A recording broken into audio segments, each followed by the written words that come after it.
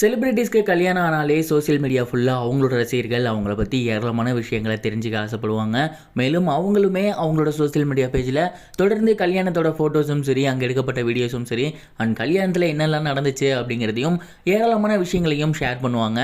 அந்த வகையில் சமீபத்தில் வெற்றி வசந்த் அவர்களுக்கும் வைஷ்ணவி அவர்களுக்கும் மேரேஜ் நடந்துருந்துச்சு.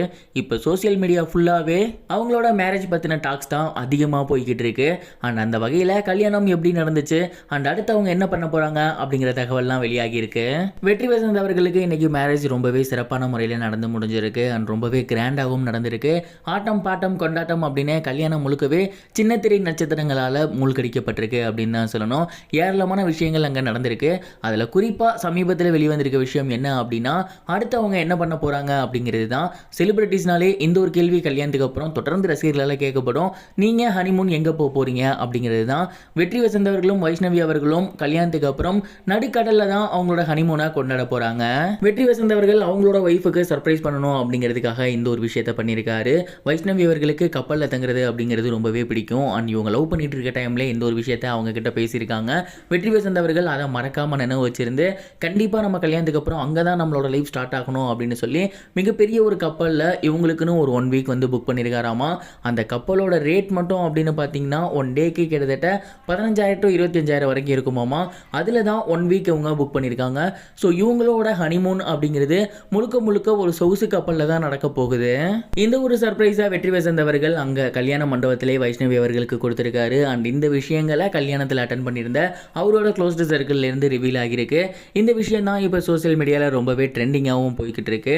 செலிபிரிட்டிஸ்னாலே கண்டிப்பாக அவங்களோட ஹனிமூனாக ஃபாரினில் தான் கொண்டாடுவாங்க. அண்ட் அதே மாதிரி தான் இவங்களும் ஃபாரினில் ஒரு சொகுசு கப்பலில் கொண்டாட போகிறாங்க அப்படிங்கிறது தெரிய வந்திருக்கு. நீங்கள் இதை பற்றி என்ன நினைக்கிறீங்க அப்படிங்கிறத கமெண்ட் பாக்ஸில் ஷேர் பண்ணுங்க. இது ஒரு புறம் இருக்க, ஆக்டர் சுப்பாராஜு சந்தோஷ் அவர்களுக்கு சமீபத்தில் கல்யாணம் நடந்திருக்கு. இதில் என்னப்பா ஆச்சரியம் அப்படின்னு கேட்டிங்கன்னா, அவருக்கு கிட்டத்தட்ட 47வது வயசில் தான் கல்யாணம் ஆகியிருக்கு. தமிழில் விஜய் சாரோட போக்கிரி படத்தை யாருமே மறந்துருக்க மாட்டோம். அந்த ஒரு படத்தில் விஜய் சாரை எப்போதுமே எய்த்துக்கிட்டே இருக்க கேரக்டர் இவர் வந்து பண்ணியிருப்பார். அண்ட் அந்த ஒரு கேரக்டர் ரொம்பவே சூப்பராக பண்ணியிருப்பார் அப்படின்னு தான் சொல்லணும்.